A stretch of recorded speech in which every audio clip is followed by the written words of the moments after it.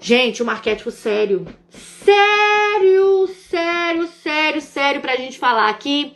E que consensualmente, hoje em dia, por ele ser considerado tão bizarro, tá? Essa vai ser a palavra que eu vou usar pra vocês aqui agora. Não que isso seja a minha percepção, porque graças a Deus, uma vez nessa posição que eu tô aqui, de buscar cada vez mais olhar tudo por cima, pra mim ele não é bizarro hoje, mas pra qualquer cristão, vamos dizer assim, ele seria bizarro, né?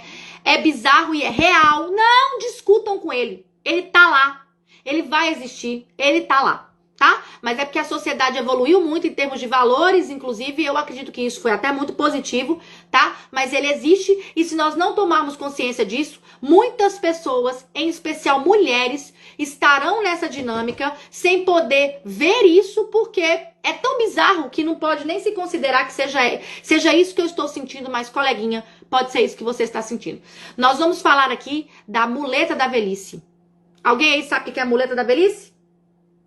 Eu vou dar até uns minutos aqui pra vocês refletirem. Quem sabe aí alguém vai trazer pra mim aí, que esse talvez não é muito falado, tá? Mas a muleta da velhice, isso não é um nome que eu dei, tá? Isso é um nome que eu ouvi pra esse arquétipo, pra simbolizar essa representação que é real no sistema familiar, tá? Alguém sabe aí, no YouTube ou aqui no Instagram, muleta da velhice. A muletinha da velhice. Alguém sabe o que é? Gente, arrisca, quem não arrisca não petisca, pelo amor de Deus. Participem da aula, não me deixem falar sozinha, pelo amor de Deus. Me conta. O que é muleta da velhice? Muleta, lembra, gente? Muleta. Segurando alguém, né? Dando suporte ali, né? Velho. O que é a muleta da velhice? É fácil essa. Não? Ninguém quer arriscar? Nada aqui. Então eu vou falar. Vou terminar de comer primeiro. Muleta da velhice. Aquele filho que é projetado, obviamente que inconscientemente, para suportar os pais na velhice.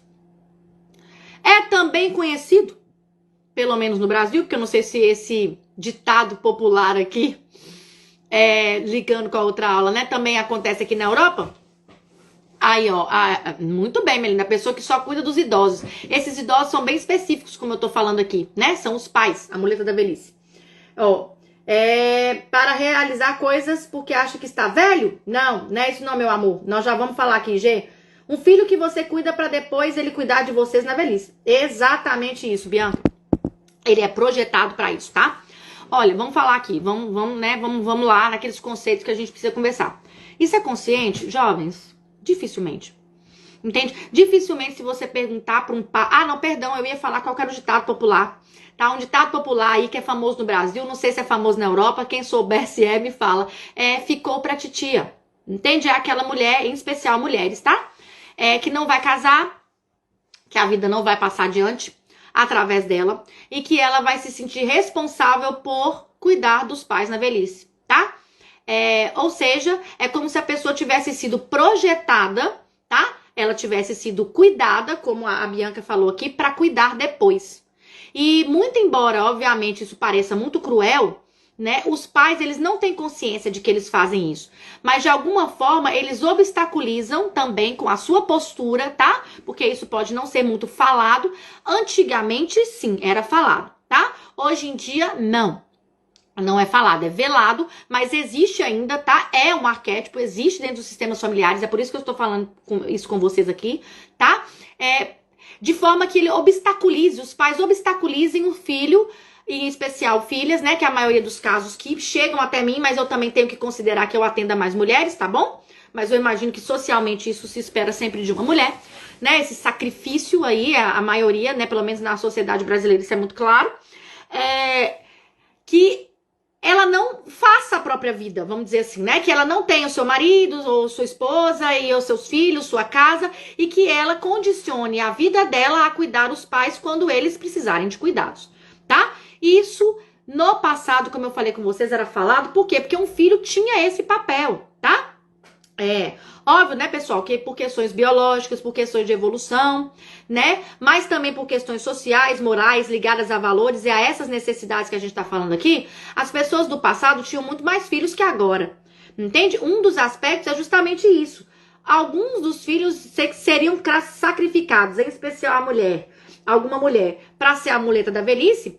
E naquela época também, há tempos atrás, também tinha sempre o filho que era padre. Era aquele filho que era voltado, né? A projeção do sistema era aquele que serviria a Deus, tá? E que dessa forma ele traria, né?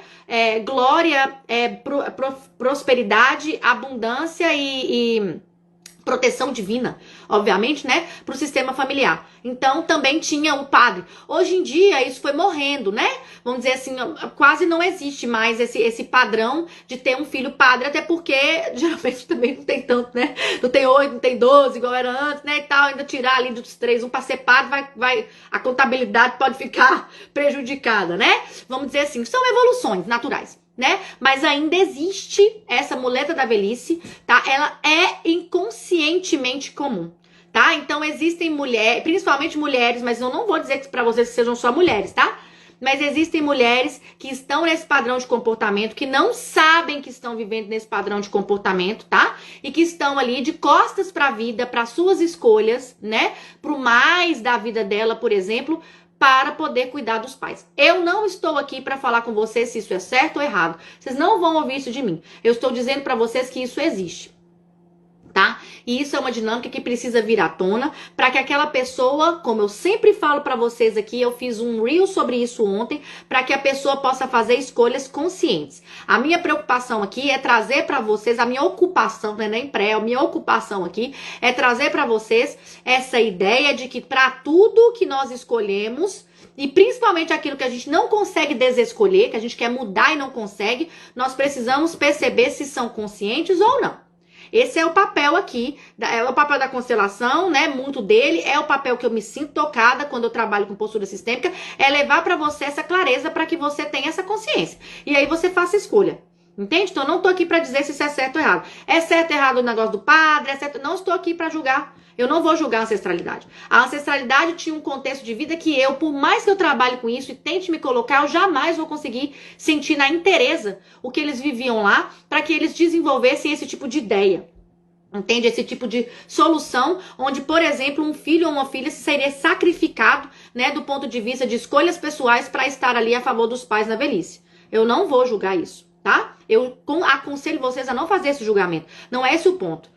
Mas se você, por exemplo, está vivendo na atualidade e você percebe que você fica presa na dinâmica dos seus pais, na culpa, inclusive, de ter que fazer esse papel que todos os irmãos já seguiram, a vida já seguiu adiante, seus relacionamentos familiares, seus relacionamentos afetivos não seguem, né, etc, etc. Alguns sintomas que eu estou falando para vocês aqui, que podem denotar, né, que podem trazer a conclusão de que você está vivendo essa dinâmica da muleta da velhice, olhe para isso, para que você perceba se você está num processo inconsciente, inclusive de repetição.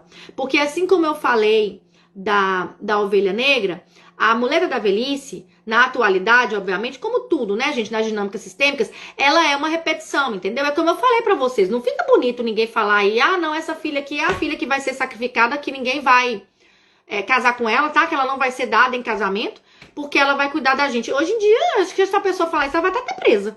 Entende? Não tem isso mais, né? Ninguém fala disso, mas isso existe, tá? Até porque essa pessoa, entenda, de alguma forma, ela é excluída no clã. Por mais que ela faça esse papel tão importante, né? Que seja um papel até de uma superioridade, que traz pra gente a ideia de uma desordem, tá? Aí eu vou trazer pra vocês a segunda das leis do amor. Hoje a gente falou do pertencimento já. A ordem é: os grandes dão, os pequenos recebem. Pequenos não se sacrificam pelos grandes. Quando isso acontece, há uma desordem no sistema familiar. Entende? Essa questão, ela é claramente uma desordem. Isso é certo ou errado, Ju? Eu não estou dizendo que isso é certo ou errado. Estou dizendo que isso é contrário a uma lei sistêmica e isso vai trazer dinâmicas. Isso vai trazer consequências comportamentais, relacionais e emocionais para aquele clã, para aqueles indivíduos.